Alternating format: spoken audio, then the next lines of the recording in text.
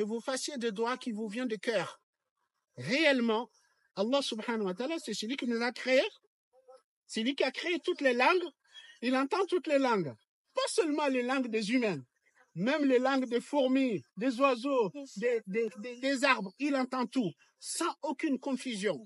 Donc, ne vous dites pas, oui, moi je ne sais pas formuler en arabe, je ne sais pas comment faire. Même à l'époque du prophète sallallahu alayhi wa sallam, Bilal, radiallahu anhu, il dit au prophète, il dit au messager d'Allah, moi, je ne sais pas formuler mes invocations comme toi et Mu'adh, comme vous faites. Bilal, il n'est pas arabe, il était noir comme moi, il est éthiopien. Le prophète, il est arabe, Mu'adh, il est arabe. Donc, ils sont éloquents, ils savent bien formuler leurs invocations en arabe. Donc, Bilal, il était admiratif vis-à-vis du prophète et vis-à-vis de Mu'adh. Il dit, moi, je ne sais pas formuler mes invocations comme vous faites. Le prophète, il dit, mais qu'est-ce que tu dis? Qu'est-ce que tu dis? Il dit, je demande à Allah le paradis et je lui demande qu'il me préserve de l'enfer. Le prophète dit, c'est autour de ça que nous tournons.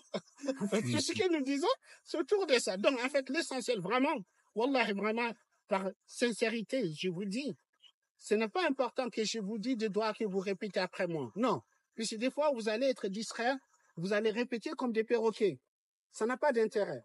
Le prophète, sallallahu alayhi wa sallam, il nous dit, invoquez Allah en ayant la certitude que vous êtes exaucé. C'est-à-dire, quand vous demandez à Allah, il ne faut pas douter. Il faut pas douter. Ah, je ne sais pas s'il va me accorder, s'il va... Non. Il faut dire, je sais qu'il va me donner. Je sais qu'il va me répondre. Le prophète dit, invoquez Allah en ayant la certitude que vous êtes exaucé.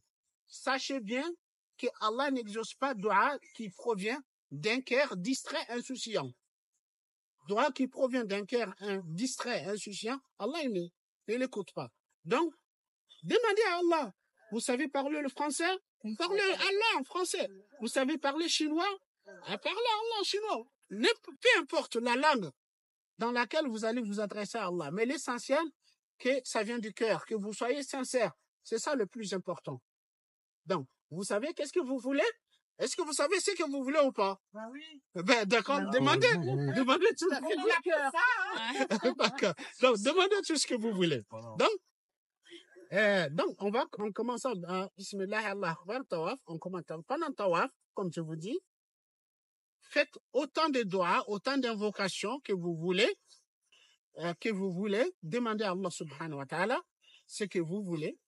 Et il y a juste quand vous allez arriver, il y a l'angle qui est avant la pierre noire.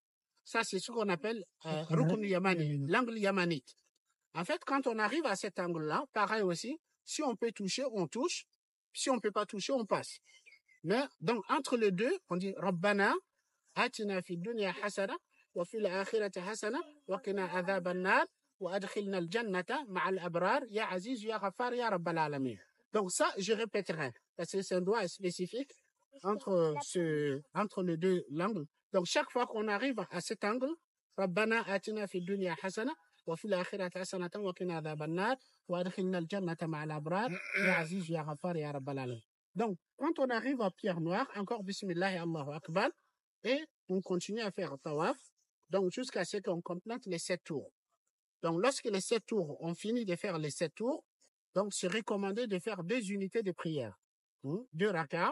Bon, normalement, c'est recommandé de faire derrière Maqam Ibrahim, mais quand il y a trop de monde, on fait là où on trouve la place. Là où on a la facilité de faire, on fait les 2 rak'ah. Donc, ensuite, après ça, avant d'aller à Safa et Marwa, on revient, en fait, entre la pierre noire et la porte de la Kaaba. Ça, on appelle Al-Multazim. Le prophète, il dit, cet endroit, c'est un lieu où l'invocation est exaucée.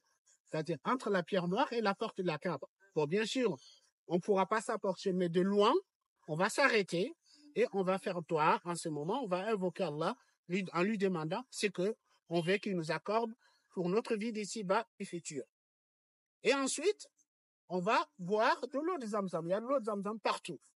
Le prophète sallallahu alayhi wa sallam dit, l'eau de Zamzam est bénéfique pour l'intention pour laquelle on a bu.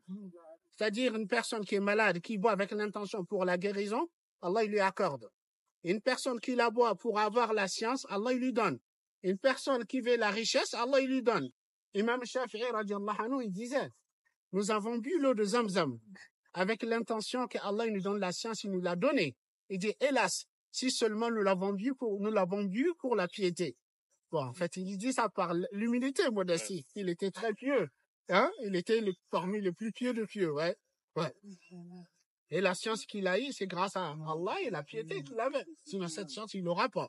Donc, on boit l'eau de Zamzam et ensuite, on va se rendre à Safa et Marwa. Donc, on a fini maintenant le deuxième pilier. Le deuxième pilier, c'est Tawaf. Et le troisième pilier, c'est Safa et Marwa. Les va-et-vient entre Safa et Marwa. Donc, on va se diriger vers la colline de Safa. Lorsqu'on va monter sur la colline de Safa, bon, il y a des invocations. La ilaha illallah, wahdahu la sharika lah. En fait, quand on monte sur la colline, on va se tourner vers la Kaaba. On monte sur la colline, on se tourne vers la Kaaba. On dit la ilaha illallah, wahdahu la sharika lah, lahul mulku wa lahul hamdu, yuhyi wa yumiitu wa huwa ala kulli shay'in qadir. La ilaha illallah wahda, anjaza wa'ada, wa nasara 'abda, wa 'azza junda, wa hazama al-ahzaba wahda. Donc, bismillah, Allahu akbar. On descend de Safa, on va à Marwa. Donc, lorsqu'on arrive sur Marwa, on fait exactement ce qu'on a fait à Safa. On se tourne vers la Kaaba, on fait ses doigts, ensuite on descend vers Safa. Donc, on va terminer le 7e tour à Marwa. C'est-à-dire, quand on part de Safa à Marwa, ça fait un tour. Quand on revient de Marwa à Safa, ça fait 2. Quand on part de Safa à Marwa, ça fait 3. Ainsi jusqu'à ce qu'on termine les 7 tours. Quand on a fini les 7 tours, on a fini les rites de l'Umrah. Les rites de l'Umrah, c'est fini. Donc, il reste que se raser la tête pour les hommes ou se couper les cheveux. Bon, pour les femmes, vous allez couper le reste des mèches. Donc, c'est ça le rite de l'Umrah. C'est aussi simple que ça.